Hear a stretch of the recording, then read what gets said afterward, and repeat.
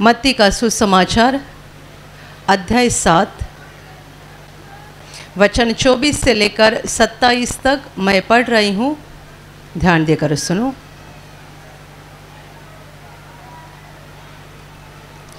इसलिए जो कोई मेरी ये बातें सुनकर उन्हें मानता है वह उस बुद्धिमान मनुष्य के समान ठहरेगा जिसने अपना घर चट्टान पर बनाया और मेघ बरसा और बाढ़ें आई और आंधियाँ चली और उस घर से टकराई, फिर भी वह नहीं गिरा क्योंकि उसकी नींव चट्टान पर डाली गई थी। परंतु जो कोई मेरी ये बातें सुनता है और उन पर नहीं चलता वह उस निर्बुद्धि मनुष्य के समान ठहरेगा जिसने अपना घर बालू पर बनाया और मेघ बरसा और बाढ़ें आई और आंधियाँ चली और उस घर से टकराई और वह गिरकर सत्यानाश हो गया। Hallelujah, hallelujah, hallelujah, hallelujah, hallelujah, hallelujah. मेरे प्यारे भाइयों और बहनों, प्रभु यीशु बता रहा है कि जो मेरी बातों को सुनता है और उन्हें मानता है वह उस बुद्धिमान मनुष्य के समान है जिसने अपने घर को चट्टान पर बना दिया है।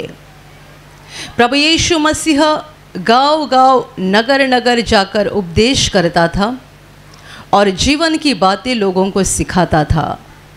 तो इन बातों के बारे में जो सच्चाई है वो इस उदाहरण के द्वारा वो हमारे सामने रख रहा है कि जो मेरी ये बातें सुनता है और उन्हें मानता भी है वो बुद्धिमान है। वो उस बुद्धिमान मनुष्य के समान है जिसने अपने घर को चट्टान पर बना दिया। जब मेघ बरसा, बाढ़ें आई, आंधियाँ चली और उस घर को टकराई तब ये गिरा नहीं क्योंकि उसकी नींव चट्टान पर डाली गई थी। लेकिन जो मेरी बातें सुनता है और उन्हें मानता नहीं है वो उस निर्बुद्धि मनुष्य के समान है जिसने अपने घर को बालू पर खड़ा कर दिया है। जब मेघ बरसा, बाढ़ें आई, आंधियाँ चली और इस घर को टकराई तब ये गिरकर सत्यानाश हो गया क्योंकि यह घर चट्टान पर नहीं परंतु बालू पर खड़ा कर दिया था। Hallelujah, hallelujah, hallelujah. मनुष्य के जीवन की सच्चाई समझने के लिए यह एक उदाहरण काफ़ी है। किसी का जीवन हम गिरा हुआ देखते हैं और किसी के जीवन को विजयशाली होते हुए और आशीषित बनते हुए देखते हैं।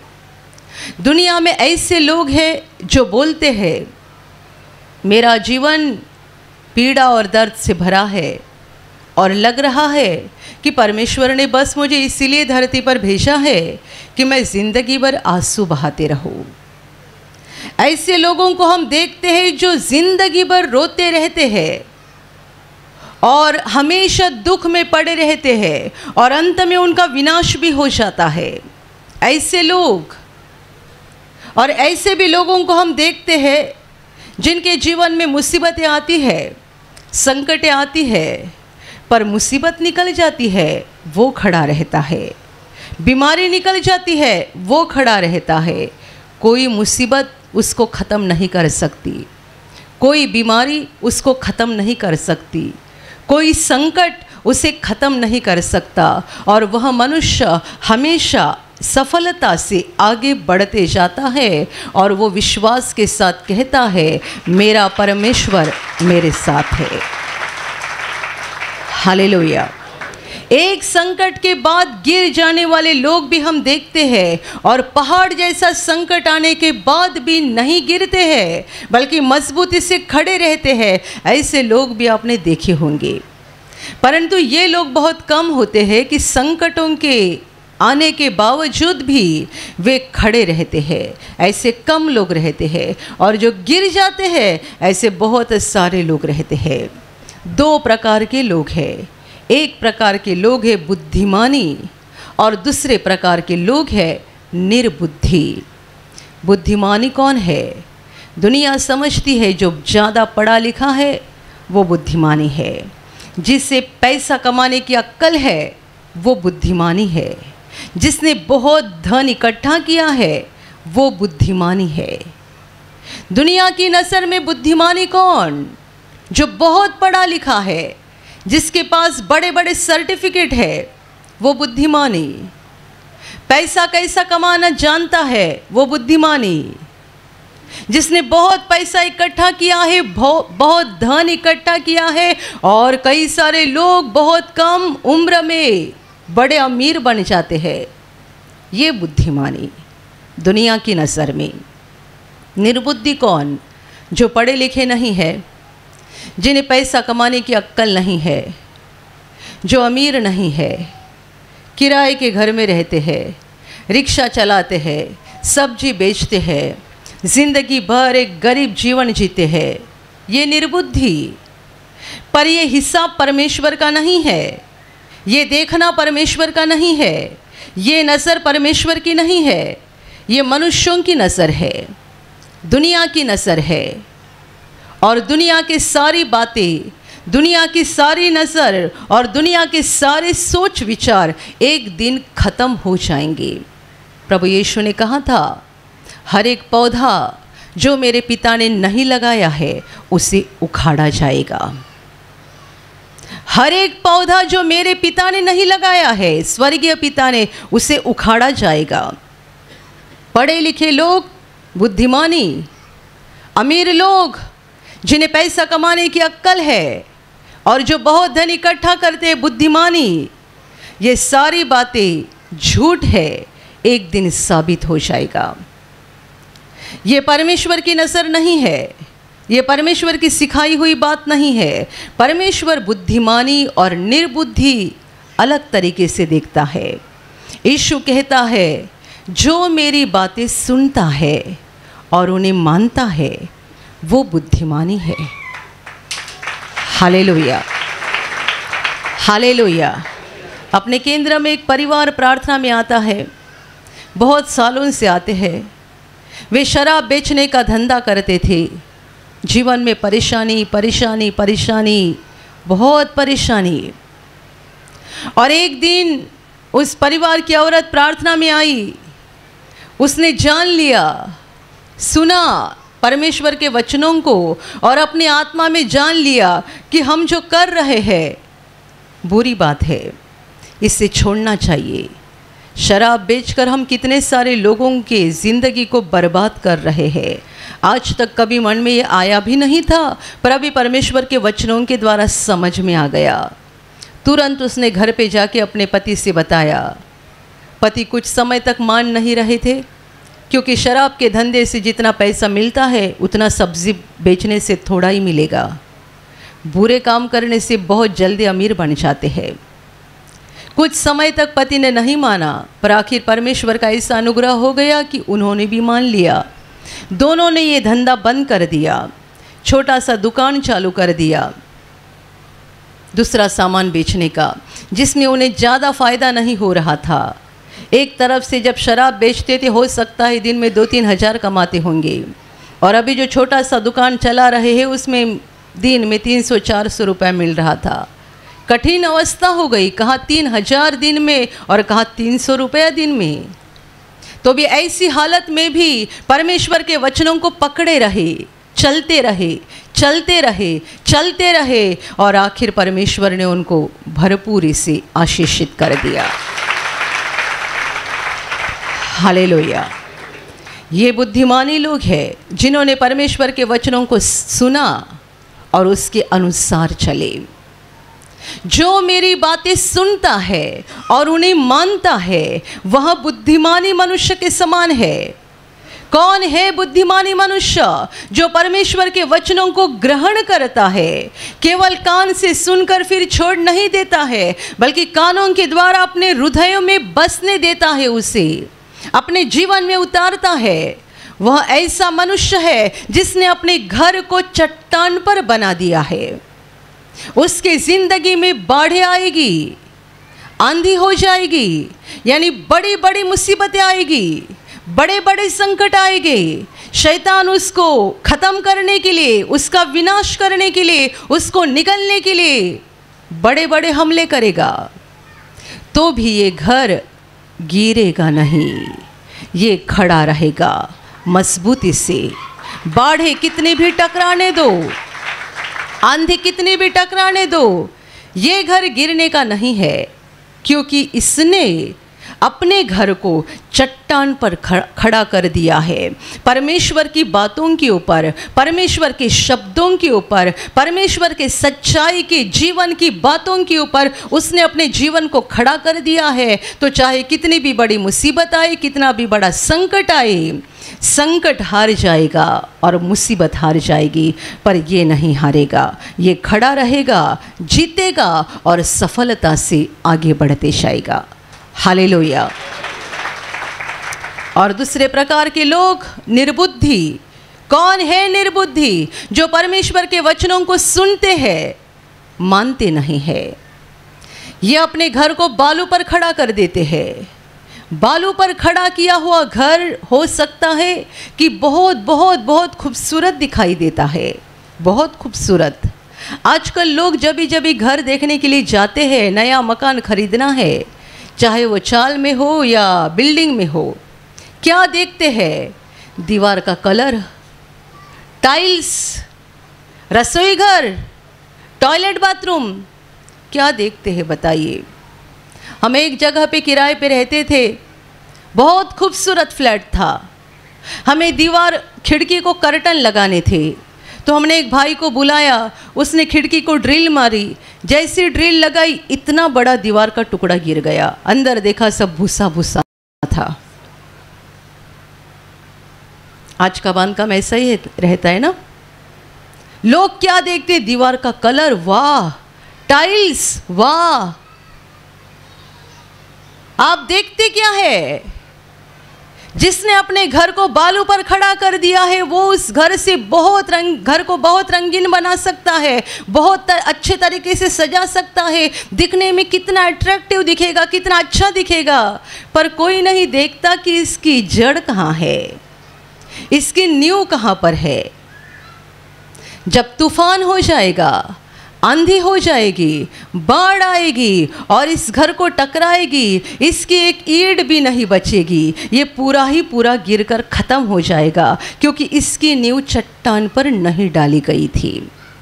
Hallelujah, hallelujah, hallelujah, hallelujah.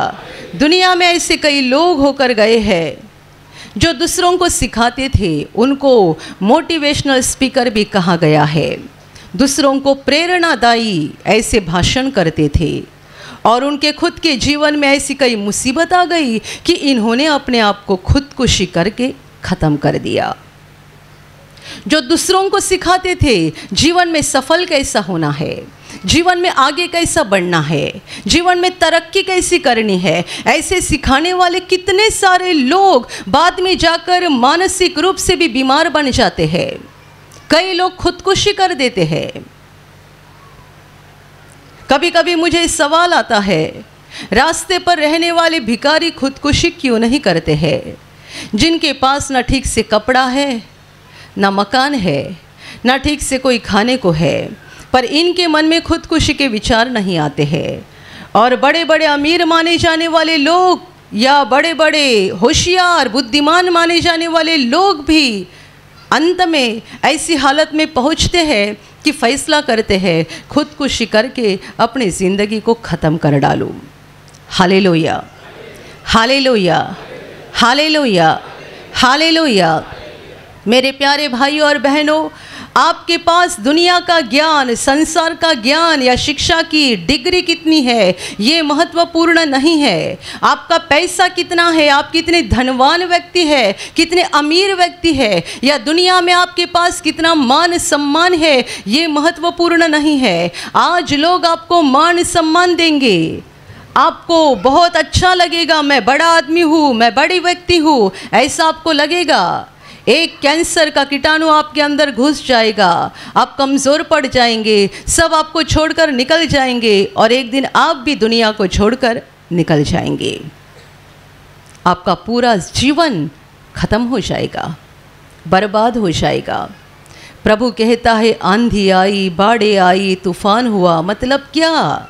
जिंदगी के संकट, मुसीबतें, परीक्षा का समय, परीक्षाओं की घड़ी, जब ये आता है लोग गिर जाते हैं। Hallelujah, hallelujah. मैंने YouTube पर जवान लोगों को भी देखा है, 20 साल, 22 साल, 18 साल उम्र है और लोगों को सिखा रहे तरक्की कैसा करना है, उन्नति कैसी करनी है, अमीर कैसा बनना है, आगे कैसा बढ़ना है। उन्हें देखकर मुझे बड़ा आश्चर्य लगता है कि इन्होंने ज़िंदगी को क्या देखा है, क्या जान लिया है। Hallelujah, hallelujah. ब्रदर हमेशा एक उदाहरण दिया करते थे। एक बार वो एक जगह पर गए थे, तब वो प्रभु में नए थे, उनके एकदम जवानी के समय का एक अनुभव है। प्रभु में नए चल रहे थे और उनको एक जगह बुलाया गया था। एक प्रभु के दास थे और वे प्रवचन देने वाले थे अंग्रेजी में, और उनके प्रवचन का मराठी में भाषांतर करने के लिए उनको बुलाया गया था, क्योंकि सभा में जो लोग थे उनमें से बहुत सारे लोगों को अंग्रेज़ी नहीं समझता था, तो उनके लिए ब्रदर को मराठी भाषांतर करने के लिए बुलाया गया था। प्रभु के दास अंग्रेजी में प्रवचन देते थे, ब्रदर मराठी में भाषांतर कर रहे थे। ये इनका प्रवचन हो गया, नीचे जाकर बैठ गए। इतने में कुछ लोग आकर बोलने लगे उस प्रभु के दास को कि कुछ विरोधी वहाँ आ गए हैं और आपसे मिलना चाहते हैं, आपको प्रभु यीशु के बारे में, बाइबल के बारे में और इस विश्वास के बारे में कुछ सवाल करना चाहते हैं, आपको उनको मिलना पड़ेगा। ब्रदर बोलते हैं कि जब प्रभु के इस दास को बताया जा रहा था और वो खुद भी उठे उनको मिलने के लिए, जाने के लिए, तब ब्रदर बोले कि क्या मैं भी आऊँ? ब्रदर तो प्रभु में नए थे और उन्हें लग रहा था मुझे भी बाइबल का अच्छा ज्ञान है तो मैं भी उनको उत्तर दे पाऊँगा, मैं भी अच्छे से जवाब दे पाऊँगा। तो उन्होंने प्रभु के दास से कहा क्या मैं भी आऊँ आपके साथ, ताकि मैं भी आपकी कुछ मदद कर सकूँ। उन्होंने सवाल किया तुम्हारी उम्र कितनी है? ब्रदर ने कहा कुछ 27-28 उम्र थी। वो भाई बोले जानते हो शैतान कितनी उम्र का है? 6000 साल का। तुम यहाँ चुप रहो, तुम कुछ नहीं जानते कि शैतान उनके द्वारा क्या क्या बातें करने जा रहा है। तुम्हारा विश्वास हिल जाएगा, मेरे पीछे मत आओ। Hallelujah, hallelujah, hallelujah. ब्रदर बोलते हैं कि उस प्रभु के दास ने सही कहा। वो तो बहुत लंबे समय से प्रभु में चल रहे थे, प्रभु का बहुत बड़ा काम कर रहे थे। ब्रदर तो नए प्रभु में थे और उन्हें ऐसा लगा कि मैं भी जाऊँ, मैं भी विरोधियों को उत्तर दूँ, क्योंकि मुझे भी बाइबल का ज्ञान है, मुझे भी विश्वास और प्रभु यीशु के बारे में अच्छे से जानकारी है। पर उन्होंने कहा क्या तुम जानते हो कि शैतान की उम्र क्या है? आजकल 15-20 साल के लड़के भी सिखाने लगे हैं, 15-20 या 22 साल के जवान लड़के लड़कियां भी सिखाने लगे ज़िंदगी में उन्नति कैसे करनी है, तरक्की कैसे करनी है। नहीं जानते हैं कि हमारा दुश्मन कौन है और वो हमें किस रीति से फंसाता है। ज़िंदगी को ठीक से देखा भी नहीं है, ठीक से अनुभव भी नहीं किया है। परीक्षाओं की घड़ी क्या रहती है और कैसा सामना करना पड़ता है कुछ मालूम भी नहीं है। इसलिए मैंने कई बार एक उदाहरण दिया है, जब अपने प्रार्थना घर में सबसे पहले गाने की सीडी रिकॉर्ड हुई थी, उस समय सीडी नहीं ऑडियो कैसेट हुआ करती थी। तब एक भाई को ब्रदर ने बुलाया था जो एक काम करते थे और वो मसीही भाई थे। उन्होंने हमारे सारे गाने को अच्छे से रिकॉर्ड कर दिया और रिकॉर्डिंग होने के बाद जब वो अपने सारे मशीनों को उठाकर लेके जा रहे थे, तब ब्रदर ने उनको पूछा हमारी कैसेट कब रेडी होकर आएगी? उन्होंने कहा बस 1 सप्ताह के अंदर मैं आपके हाथ में कैसेट दे देता हूँ। ब्रदर ने उसको कहा देखो पहले एक बार हमारे यहाँ केंद्र में आकर रविवार की प्रार्थना में भाग ले लो, क्योंकि आप जो काम कर रहे हैं ना इतना आसान काम नहीं है, बहुत रुकावटें आएगी, आपको प्रभु की ताकत की ज़रूरत है। तो आप एक बार प्रार्थना में भाग ले लो, बाद में काम शुरू करो, वरना शैतान आपके रास्ते में रुकावट लाएगा। ब्रदर की बात सुनकर वो जवान मनुष्य हंसने लगा और बोलता है, शैतान, मैं उसे डरता नहीं हूँ, 1 सप्ताह के अंदर मैं आपके हाथ में कैसेट ला कर देता हूँ। ब्रदर ने समझाया उसको, पर नहीं माना, निकल गए। 15 दिन हो गए, कोई फ़ोन नहीं, कुछ कहा नहीं। ब्रदर ने खुद सामने से फ़ोन किया, उन्होंने कहा बन रही है, कैसेट बन रही है। 1 महीना निकल गया, कैसेट बन रही है। 2 महीना निकल गए, कैसेट बन रही है। गाने की कैसेट आ ही नहीं रही है। और फिर करीब करीब मुझे लगता है 2.5-3 महीने के बाद उसने बड़े उदासी के साथ फ़ोन किया और ब्रदर को कहा, ब्रदर जी मुझे माफ़ कर दीजिएगा, मैं आपकी कैसेट नहीं बना पाऊँगा, क्योंकि जब से मैंने आपका एक काम हाथ में लिया है 2 बार मेरे कंप्यूटर की हार्ड डिस्क करप्ट हो गई, मेरा कंप्यूटर बंद होते जा रहा है, जिस मशीन का मैं इस्तेमाल करता हूँ उसमें कोई ना कोई बिगाड़ आते जा रहा है। ब्रदर ने कहा, तभी तो मैंने बोला था और तुमने हंसकर जवाब दिया था, शैतान, मैं उसको नहीं डरता। Hallelujah, hallelujah, hallelujah, hallelujah. जिंदगी इतनी भी आसान नहीं है। आसान तब है जब प्रभु आपके साथ है। हालेलुया। अकेले चल रहे हैं तो जिंदगी कठिन है, बहुत दुखों से, कष्टों से भरी हुई है, और ये सफ़र आप कभी भी सफलता से पूरा नहीं कर पाओगे। आप बीच रास्ते में गिर जाओगे, गड्ढे में, नरक में। सफलता से कौन जाता है? सफलता से यात्रा को पूरी करना किसे कहते हैं? जो अनंत जीवन में पहुंच गया, उसने अपने ज़िंदगी के सफ़र को सफलता से पूरा कर दिया। जो अनंत जीवन में नहीं पहुंचा है, वो सफल नहीं, असफल हो गया, फेल हो गया। Hallelujah, hallelujah. और ये सफलता से अपने सफ़र को पूरा करने के लिए दुनिया की बातों की ज़रूरत नहीं है, मनुष्यों की सलाह की ज़रूरत नहीं है, संसार के शब्दों की ज़रूरत नहीं है। हमें ज़रूरत है परमेश्वर की, उसके बातों की, उसके वचनों की। हमारी ज़िंदगी में कितने सारे लोग रहते हैं, हम किसकी सुनते जाते हैं। परमेश्वर हमसे बात करता है। सबसे पहली बात, जब हम प्रार्थना में बैठते हैं, उसकी मौजूदगी में, उपस्थिति में आते हैं, परमेश्वर हमसे बातें करता है। जब हम परमेश्वर के वचनों को पढ़ते हैं, तब परमेश्वर हमसे बातें करता है, और परमेश्वर पवित्र आत्मा के द्वारा हमसे बातें करता है। और परमेश्वर और एक माध्यम से बातें करता है, उसके लोगों के द्वारा वो हमसे बात करता है, मनुष्यों के द्वारा। मनुष्य में कौन परमेश्वर की ओर से बोल रहा है, कौन शैतान की ओर से बोल रहा है, ये भी समझना बहुत ज़रूरी बात है। लोग बहुत सारे जन को पूछते हैं, बहुत सारी लोगों की बातों को सुनते हैं और उनके अनुसार करते हैं और अपने जीवन को ख़त्म कर देते हैं। Hallelujah, hallelujah, hallelujah. हम पुराने नियम में पढ़ते हैं, ऐसे कई राजा होकर गए हैं जिनके ऊपर कोई संकट आ गया कि वो परमेश्वर के भविष्यवक्ताओं की सलाह लेते हैं। परमेश्वर के भविष्यवक्ता इनको कुछ सलाह देते हैं, फिर वे अपनी मंत्रियों की सलाह लेते हैं, मंत्री अलग सलाह देते हैं, और वे सोचते हैं किसकी सुनना। भविष्यवक्ता परमेश्वर से आया हुआ संदेश बता रहा है, मंत्री अपने ही स्वार्थ के लिए कुछ तो बता रहा है, और राजा को लग रहा है मंत्री का सलाह बराबर है क्योंकि इससे मेरा फ़ायदा हो जाएगा। भविष्यवक्ता क्या बोल रहा है? ये तो कठिन बात है। भविष्यवक्ता की बातें ही ऐसी होती है जो परमेश्वर की ओर से आती है, जो कभी कभी कड़वाहट से भरी हुई लगती है। इसलिए वो उस बातों को ग्रहण नहीं करते थे और भविष्यवक्ताओं की बातों की ओर नज़रअंदाज करके अपने सरदार और मंत्रियों की बातें सुना करते थे, और उसके द्वारा उनका पूरा ही पूरा विनाश हो जाता था। हालेलुया। बिल्कुल वैसा ही हर मनुष्य के साथ होता है। आप किसकी सुनते हैं, किसकी बातों को गंभीरता से लेते हैं और किसकी बातों को सहजता से लेकर छोड़ देते हैं। सबसे पहली बात, परमेश्वर आपको प्रार्थना में बात करता है और पवित्र आत्मा के द्वारा आपसे बात करता है।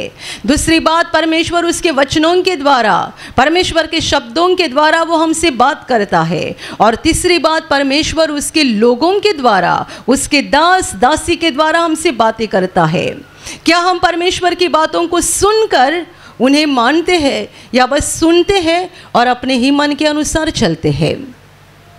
कितने लोग कहते हैं ना, हम यहाँ प्रार्थना में आते तो थे पर बाहर जाने के बाद फिर से बुरा काम करते थे। प्रार्थना में आते हैं, सुनते हैं, कितने सारे लोग प्रवचन सुनने के बाद बोलते हैं बहुत अच्छा, सुनकर बहुत अच्छा लगा। तब मुझे लगता है उन्हें ये कहूँ, आप जब भी वैसा करोगे तो मुझे बहुत अच्छा लगेगा।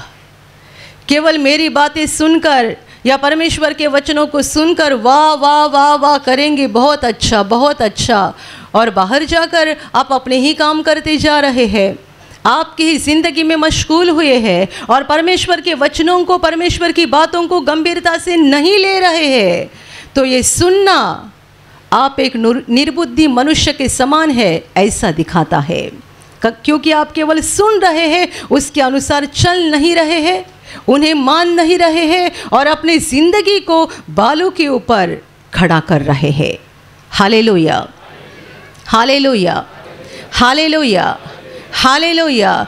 कई लोग प्रार्थना में आते हैं, सुनते हैं कि हमें दूसरों को क्षमा करना ज़रूरी बात है, तो भी उनके मन में गुस्सा रहता है, वो क्षमा करते नहीं है। प्रार्थना में आएंगे, हालेलुया बोलेंगे, तालियां बजाएंगे, गाना गाएंगे, नाचेंगे, चिल्लाएंगे, प्रभु की स्तुति करेंगे, पर मन में गुस्सा है, निकालते नहीं। उसका विरोधी सामने आ गया, वो मुंह मोड़ लेता है, देखता नहीं, हंसता नहीं, मेल नहीं करता, बातें नहीं करता, और फिर जोर जोर से हालेलुया बोलेगा, तालियां बजाएगा और उसे ऐसा लग रहा है कि मैं प्रभु को खुश कर रहा हूँ। हालेलुया। जो मेरी बातें सुनता है और उन्हें मानता है, वो बुद्धिमान मनुष्य के समान है।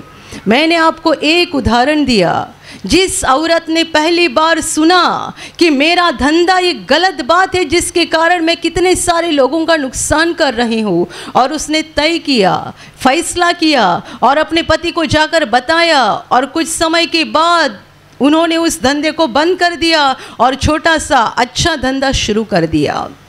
परमेश्वर ऐसे लोगों से प्रसन्न होता है, ऐसे लोगों के साथ खड़ा रहता है, ऐसे लोगों को संभालता है, ऐसे लोगों को आशीषित करता है, ऐसे लोगों की सुधि रखता है जो उसके वचनों में खड़े रहते हैं और वचन के अनुसार चलते रहते हैं।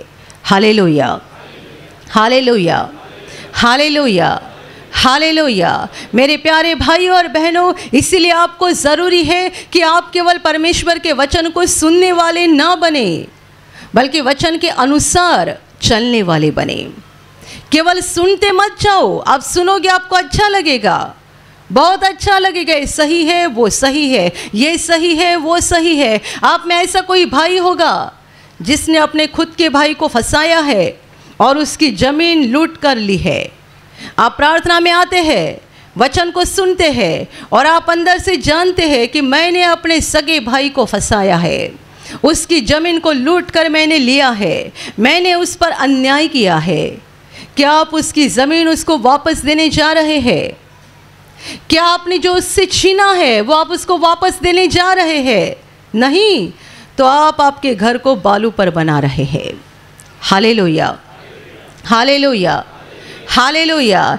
ऐसे कोई भाई बहन होंगे जिन्होंने अपने बूढ़े माँ बाप को घर से बाहर निकाल दिया है, उनको संभालना या उनका पालन पोषण करना आपको कठिन लग रहा है। आप अपने बूढ़े माँ से या बूढ़े पिताजी से प्रेम नहीं करते हैं, उनको घर से बाहर कर दिया है, वो वहाँ घूमते हैं, किसी रिश्तेदार के घर पे रहते हैं, दूसरे भाई के घर पे रहते हैं।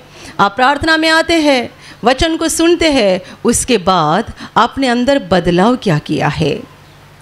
पश्चाताप पूरा तब होता है जब हम पूरी तरह से मुड़ते हैं। केवल प्रभु मैंने पाप किया, मुझे क्षमा कर, इतना बोलना काफ़ी नहीं है। कुछ लोग अपनी माँ की मृत्यु के बाद जाके जोर जोर से छाती पीट पीट कर रोते हैं, जब जीवित थी तब उसकी सुधि नहीं ली, जब जिंदा थी तब उसके लिए जो करना चाहिए तो वो किया नहीं है, और अभी मर गए, अभी दुनिया को दिखाने के लिए जाकर अपनी छाती पीट पीट कर रो रहे, मेरी माँ मर गई, मेरी माँ मर गई। पिताजी जिंदा थे तब उनके लिए जो करना चाहिए था करते नहीं है, मरने के बाद जाकर दुनिया के लिए, दुनिया को दिखाने के लिए जाकर रोते हैं। ऐसे ढोंगी लोग मत बना करो। आप दुनिया को फंसा सकते हैं, परमेश्वर को नहीं फंसा सकते हैं। Hallelujah, hallelujah. ढोंगी लोग कौन होते जानते हैं? प्रभु यीशु ने कितने बार शास्त्री फरीसियों को ढोंगी कहा है। क्यों? वे लंबे कपड़े पहनते थे, अपने हाथ में व्यवस्था को लेकर पढ़ा करते थे और ऐसा दिखाते थे हम बहुत धार्मिक है, पर वास्तविकता में अंदर से पाखंडी थे और परमेश्वर के किसी नियम का पालन नहीं करते थे।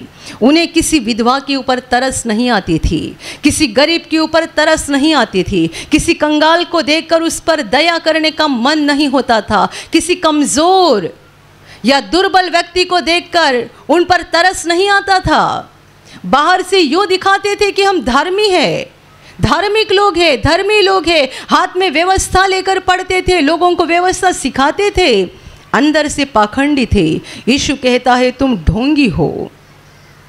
जो परमेश्वर के वचनों को पढ़ते हैं, सुनते हैं, मानते नहीं है, वे उनके समान है। हमें वैसा नहीं बनना है, क्योंकि यदि हम वैसे बन जाएंगे प्रभु हमारे साथ खड़ा नहीं रहेगा। जब संकट आएगा, मुसीबत आएगी, हम चिल्लाएंगे, हमें प्रभु की आवाज़ सुनाई नहीं देगी। संकट और मुसीबत आएंगे, हम चिल्लाएंगे, हमें प्रभु की आवाज़ सुनाई नहीं देगी, क्योंकि हमने प्रभु का सुना नहीं है। तो जब हमें ज़रूरत पड़ेगी प्रभु हमारा नहीं सुनेगा। Hallelujah, hallelujah. इसलिए मेरे प्यारे भाइयों और बहनों, परमेश्वर के वचनों के बारे में सावधान हो जाइए। अपने बुरे जीवन को बदलने के लिए नेकी से, ईमानदारी से प्रयास करो। मेरा जैसा है वैसा ही चलते रहेगा, ये मुझे करना पड़ेगा, वो मुझे करना पड़ेगा, मैं इसे नहीं छोड़ सकता, मैं उसे नहीं छोड़ सकता, ऐसी बातें बोलकर स्वार्थ से अपनी ज़िंदगी को मत बिताया करो, वरना एक दिन आपका घर ज़रूर गिर जाएगा, आप अपनी आत्मा का विनाश कर डालोगे। मुसीबत, संकट हर एक के जीवन में आता है। मुसीबत और संकट हर एक के जीवन में आते हैं, पर मुसीबत आकर निकल जाती है, संकट आकर निकल जाता है, धर्मी व्यक्ति खड़ा रहता है, गिरता नहीं है, क्योंकि परमेश्वर उसके साथ रहता है, परमेश्वर का अनुग्रह उसके साथ रहता है। हम बाइबल में अय्यूब की किताब में पढ़ते हैं कि वो एक धर्मी मनुष्य था और बड़े बड़े संकट आने के बाद भी वो खड़ा रहा, रोया, चिल्लाया अपने दुख को लेकर, पर विश्वास में बना रहा। परमेश्वर उसके साथ खड़ा रहा और मुसीबत निकल गई, संकट निकल गया और परमेश्वर ने उसको 2 गुना आशीषित कर दिया।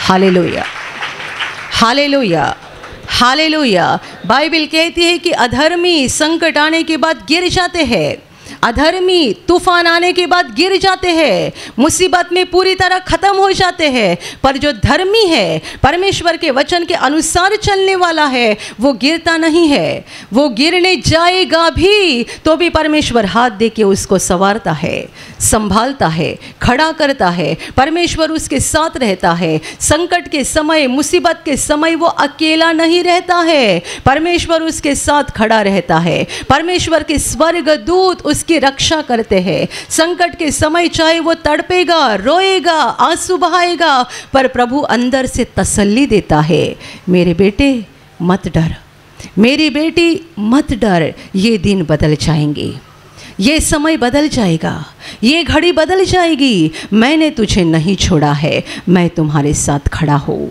मेरा अनुग्रह तुम्हारे ऊपर बना है, मैंने तुझे नहीं छोड़ा है, हिम्मत मत हारना, खड़े रहना, क्योंकि ये समय बदल जाएगा, ये दिन निकल जाएंगे और मैं तुझे बहुतायत से आशीषित करूँगा। Hallelujah, hallelujah. धर्मी व्यक्ति संकट के समय, मुसीबत के दिनों में अपने अंदर परमेश्वर की आवाज़ को सुनता है, अपने अंदर महसूस करता है कि मैं अकेला नहीं हूँ, मैं अकेली नहीं हूँ, परमेश्वर मेरे साथ है।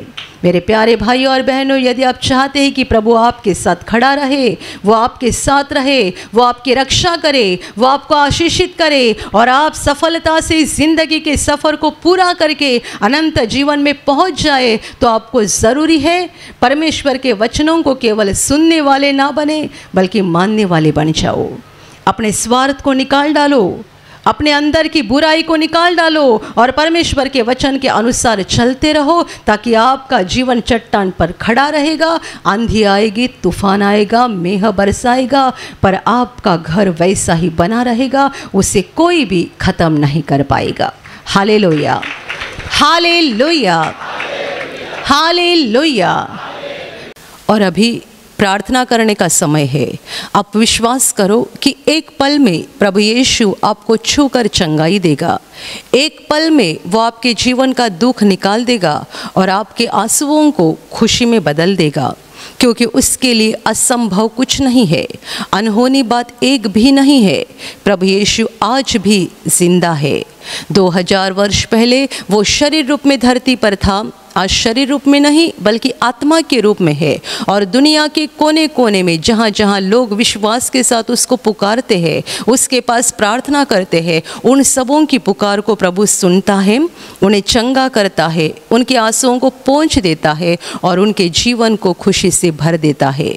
आप भी इसी विश्वास के साथ आपके बीमार भाग पर हाथ रखो, और यदि वहाँ हाथ नहीं रख सकते हैं तो अपने सीने पर हाथ रखो।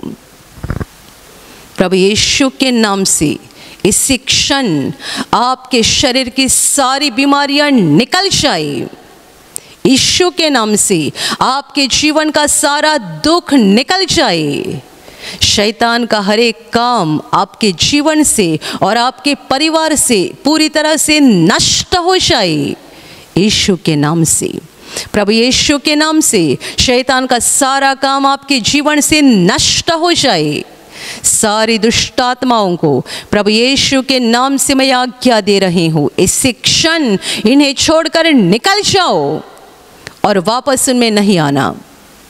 इसी क्षण प्रभु का महान सामर्थ्य आपके ऊपर आ जाए, प्रभु का महान सामर्थ्य आपके ऊपर आ जाए, प्रभु का महान सामर्थ्य आपके ऊपर आ जाए।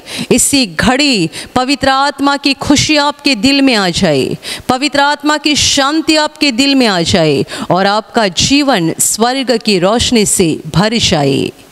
आमीन।